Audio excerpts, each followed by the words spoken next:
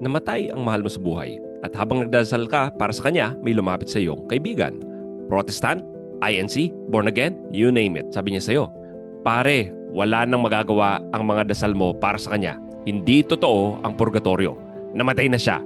Heaven o hell na lang. Tapos na ang lahat. Teka, kung totoo yan, ibig sabihin lahat ng luha mo, lahat ng panalangin mo, wasted. Pero hindi totoo yan. Dahil ngayon, bibigyan kita ng 3 reasons kung bakit ang purgatorio ay totoo. Nothing unclean shall enter heaven. Gusto mong marinig ang salita ni Jesus mismo tungkol sa purgatorio? Si Martin Luther, isang tao ang nag-alis ng 7 libro mula sa Biblia. Handa ka na ba?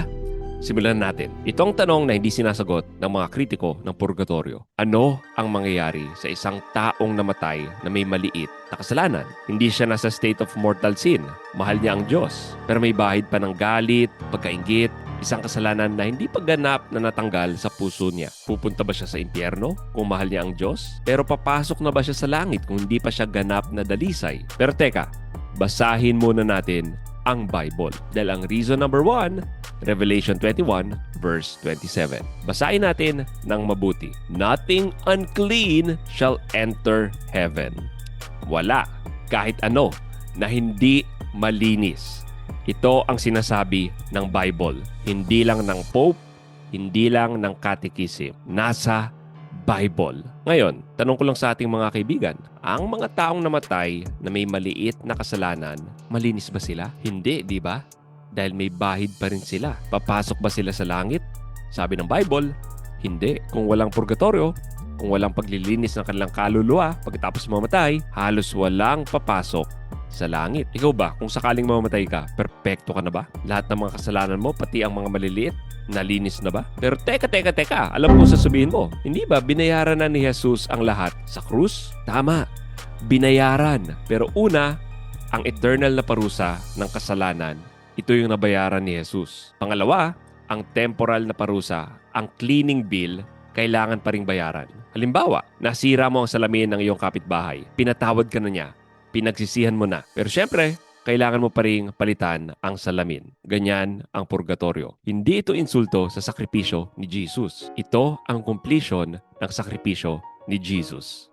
And by the way, hindi lang si San Juan ang nagsabi nito sa Apokalipsis. Sinabi rin ito ng writer ng Hebrews 12 verse 14. Strive for the holiness, without which no one will see the Lord. Walang makakakita sa Diyos kung hindi banal. At teka, ito ang pinaka-powerful na verse. Gusto mong marinig ang salita ni Jesus mismo tungkol sa purgatorio? Luke 12 verse 59. Sabi ni Jesus, hindi ka lalabas doon hanggat hindi mo nababayaran ang huling sentimo. Hindi ka lalabas doon. Ibig sabihin, may doon, may lugar, may proseso. At kapag natapos ang pagbabayad, lalabas ka na. Hindi yan impyerno, kasi sa impyerno, hindi ka na makakalabas. Hindi rin yan langit, kasi sa langit, wala kang utang na babayaran. Ito ay isang pangatlong lugar.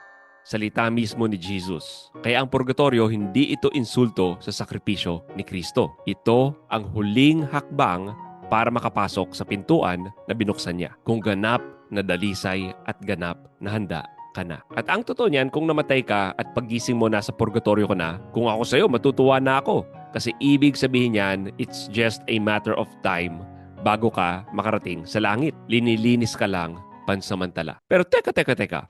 Bago ka mag-declare ng victory, sabi ng kaibigan mong born again, ang dami mong sinabing verses, Jay. Pero ikot-ikutin mo man ang Bible, bali-baliktarin mo man ito, ang salitang purgatorio ay wala sa Bible. O nga ano? Ano sa tingin nyo ang sagot dito? Bigyan ko kayo ng time, mag-isip. At habang inisip nyo, pindutin nyo naman ang subscribe button para masubaybayan nyo ang mga ilalabas nating videos tungkol sa pagtatanggol ng pananampalatayang Katoliko. Okay, time's up. Ito ang sagot ko dyan. Hindi ba ang salitang rapture ay wala rin sa Bible? Pero tinatanggap ng mga kaibigan mong Protestant ang konsepto ng rapture. Ang salitang Bible ay wala rin sa loob ng Bible.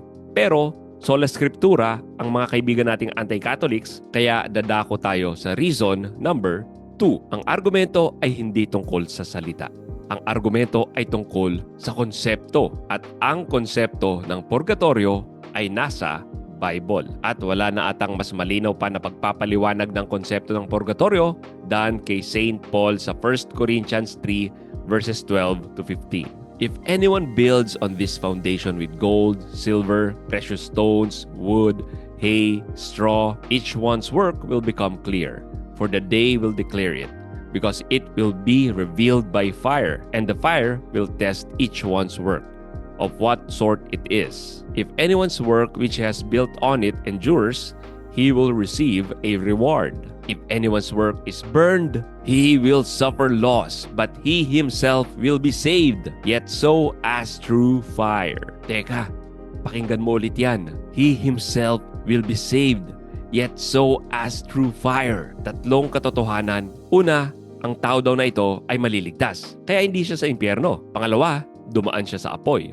I guess ang langit ay hindi naman puro apoy. Pangatlo, may isang sinusunog ang mga hindi pa malinis. Kaya logic lang, kung hindi ito impyerno at hindi ito langit, ano ito? Siguro, purgatorio. At teka, narito pa ang pangalawang verse. Kasi ang verse na ito, si Jesus na naman mismo ang nagsasalita at halos walang nakakaalam nito. Matthew 12 verse 32. Si Jesus nagsalita tungkol sa isang kasalanang hindi mapapatawad. At sabi niya, hindi siya mapapatawad neither in this age nor in the age to come. Teka, nor in the age to come? Kung walang forgiveness pagkatapos ng kamatayan, bakit pa niya binanggit ang age to come? Kasi siguro may nangyayari pagkatapos ng kamatayan. May isang estado pagkatapos ng buhay na ito kung saan ang ilang mga kasalanan ay mapapatawad pa. Siguro, ito ang konsepto ng purgatorio mula mismo sa bibig ni Jesus. Okay, dalawa na. Pero reason number 3, ito ang pinakamalupit sa lahat. Kasi ngayon, susuriin na natin ang pundasyon ng kanilang argumento. Ang kanilang sariling canon ng Bible. Dahil may proof tayo sa Old Testament na kagawian na ng sinaunang Jews na ipagdasal ang mga namayapa. Reason number 3, praying for the dead is in the Old Testament. 2 Maccabees 12:46. Sabi dito, it is therefore holy and wholesome thought to pray for the dead, that they may be loosed from sins. Ayun naman pala eh. Pero, syempre, hindi nila tatanggapin yan. Sasabihin nila, ang 2 Maccabees ay apocryphal. Hindi yan dapat na sa Bible. Hindi yan ebidensya ng purgatorio. Una, sino ang nag-alis ng 2 Maccabees sa Bible? Si Ret? Noong 1517, si Martin Luther, isang tao ang nag-alis ng 7 libro mula sa Biblia. 7 libro na nasa Bible na sa loob ng 1,500 years ng Christianity bago pa man ipinanganak si Luther. Bago pa ang Protestant Reformation, ang 2 Maccabees ay nasa Bible na. Kaya ang tanong ay hindi, bakit nilagay ng Catholics ang Maccabees? Ang tanong ay, bakit inalis ni Luther ang Maccabees? Hindi kami ang nagbago ng Bible. Si Luther ang nagbago ng Bible. Pangalawa, alam mo bang may reference ng Maccabees sa New Testament? Sa Hebrews 11, may part doon na inisa-isa ang mga heroes ng pananampalataya. Sa verse 35, binanggit ang mga na-torture for their faith. Walang ibang lugar sa Bible na nangyari ito maliban sa 2 Maccabees 7, kung saan may ina at ang kanyang 7 anak na tinorture dahil pinapakain sila ng baboy. Pero bawal sa mga Hudyo yun noon, kaya pinagpapapatay sila. At pangatlo, itong paborito ko. Alam mo ba ang Hanukkah? Ang Hanukkah, pinagdiriwang ng mga Hudyo sa buong mundo. Hanggang ngayon, anong okasyon? Ang Maccabean Revolt, ang pagpapalaya ng templo, ang kwentong nasa 1st and 2nd Maccabees. At hanggang ngayon, may mga Hudyo na nagdadasal para sa kanilang mga patay. Ang Kaddish, ang panalangin para sa mga yumao. Mayroon pa rin ito sa Judaism ngayon. Kaya ang konsepto ng purgatorio ay hindi Catholic invention. Ito ay ancient, ito ay Jewish, ito ay Christian. Mula pa sa simula. At kung gusto nyo pa ng marami pang videos kung saan pinapaliwanag natin ang pananampalatayang Katoliko, eto ang isa pa. Click nyo lang ang video right here.